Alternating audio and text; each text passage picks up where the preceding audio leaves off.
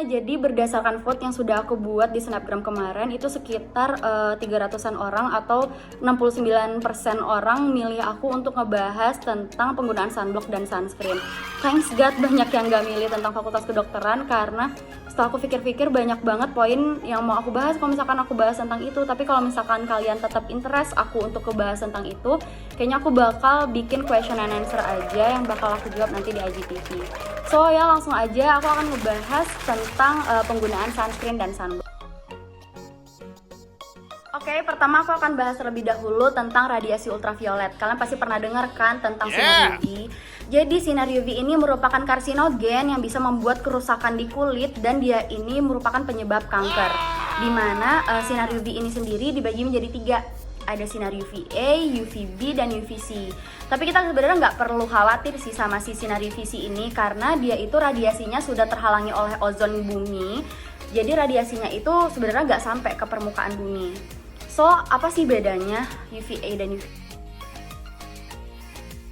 Kalau kalian beli sunblock atau kalian lihat iklan, pasti kalian pernah dengar atau kebaca bisa melindungi kulit dari sinar UVA dan UVB gitu. Sebenarnya apa sih bedanya? Bedanya UVA dan UVB ini adalah dari radiasi gelombangnya, di mana UVA ini memiliki gelombang yang lebih panjang. Karena dia memiliki gelombang yang lebih panjang dan matahari itu adanya dari pagi sampai sore, jadi dia itu bisa menembus bagian kulit terdalam gitu. Jadi walaupun kita kerjanya di indoor atau kita di dalam mobil aja seharian, ada yang bilang nggak perlu pakai sunscreen karena kita kerjanya di indoor gitu. Salah banget, malah itu harus gitu. Tetap aja harus pakai sunscreen. Jadi karena si UVA ini bisa menembus kaca dan menembus kulit terdalam gitu. Dimana efek dari UVA ini adalah aging atau penuaan dini gitu. Sedangkan si UVB ini dia memiliki radiasi yang lebih pendek, jadi dia itu bisa membuat kerusakan kulit di bagian terluar atau pada bagian dermis, dan itu merupakan tempat tersering terjadinya kanker.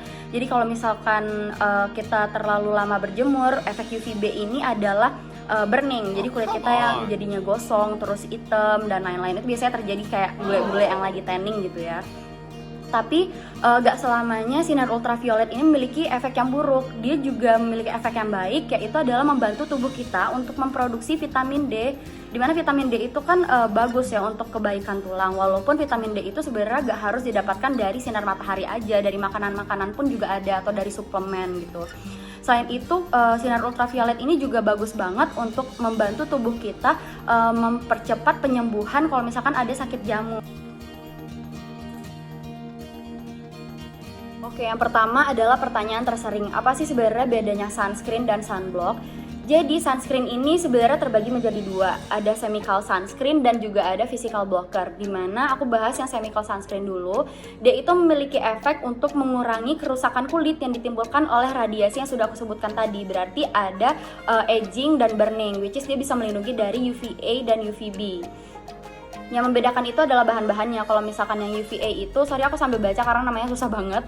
Ada oxybenzone, avobenzone, dan meradimat. Kalau misalkan yang UVB itu ada octinoxat, octisalat, ensulizol, dan lain-lain.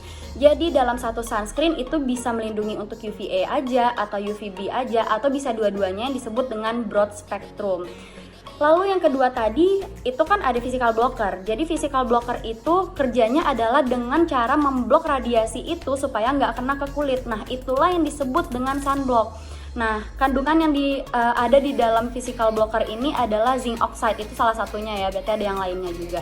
Jadi bedanya sunscreen dan sunblock itu adalah di cara kerjanya aja. Jadi kalau misalkan chemical sunscreen tadi dengan cara mengurangi efek kerusakan yang ditimbulkan oleh radiasi, sedangkan si sunblock tadi cara kerjanya adalah untuk memblok radiasinya itu supaya nggak kena ke kulit langsung.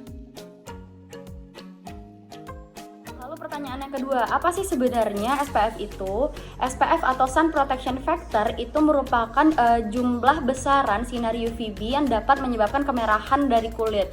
Jadi intinya semakin besar SPF-nya, maka semakin tinggi pula kulit kita terlindungi dari burning yang disebabkan oleh UVB. Jadi contohnya nih, kalau misalkan SPF 15, dia memiliki efektivitas sekitar 93% untuk melindungi kulit kita agar tidak terjadi kemerahan atau burning.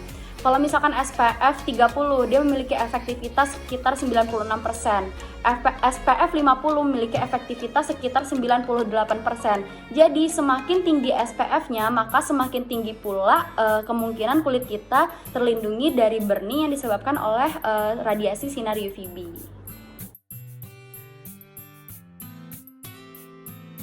Oke, pertanyaan yang ketiga, jadi sebenarnya berapa sih besaran SPF yang kita perlukan? Karena besaran SPF ini sebenarnya adalah lama waktunya kulit kita bertahan di bawah sinar matahari sebelum nanti akhirnya dia terbakar oleh si sinar UVB. Jadi semakin besar SPF-nya, maka itu sebenarnya semakin bagus. Misalkan contohnya SPF 15 itu adalah 15 menit kulit kita tahan di bawah sinar matahari sebelum nanti akhirnya dia terbakar oleh sinar UVB. SPF 30 itu adalah lamanya 30 menit kulit kita bertahan di bawah sinar matahari sebelum akhirnya dia nanti terbakar oleh sinar UVB. Jadi semakin besar SPF, semakin bagus sebenarnya. Begitu pula selanjutnya sampai SPF 50 dan seterusnya. Tapi semua ini tergantung dari bagaimana cara kita mengaplikasikan sunblock atau sunscreen itu sendiri. Karena efektivitasnya itu maksimal atau enggaknya tergantung dari situ.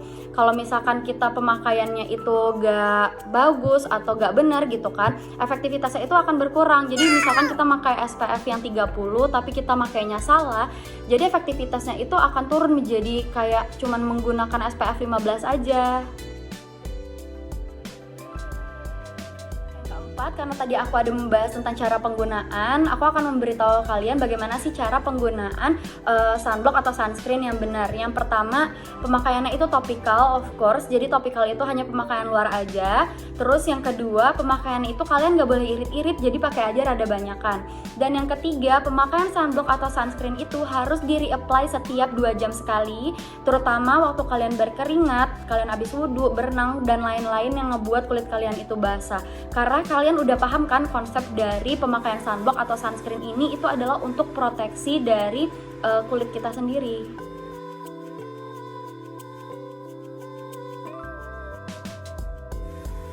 Nah, yang terakhir, jadi berapa lama sih waktu yang kita butuhkan untuk berjemur di bawah sinar matahari? Dan gimana tuh nasib vitamin D selama kita pakai sunblock atau sunscreen, produksi vitamin D-nya gitu kan? Nah, kayak yang udah aku bilang tadi, gak semua orang pakai sunscreen atau sunblock dengan cara yang benar. Dan kalaupun pakai kan paling SPF-nya itu yang 15, 30, 50 gitu. Jadi masih mungkin banget kulit kita itu untuk mendapatkan vitamin D dari sinar matahari. Dan selain itu juga vitamin D itu kan gak cuma didapatkan dari sinar matahari aja, bisa dari makanan, bisa dari suplemen gitu. Nah, untuk waktu berjemur itu sebenarnya kalian gak perlu berjemur di bawah terik sinar matahari lama-lama. Itu tuh sebenarnya gak perlu.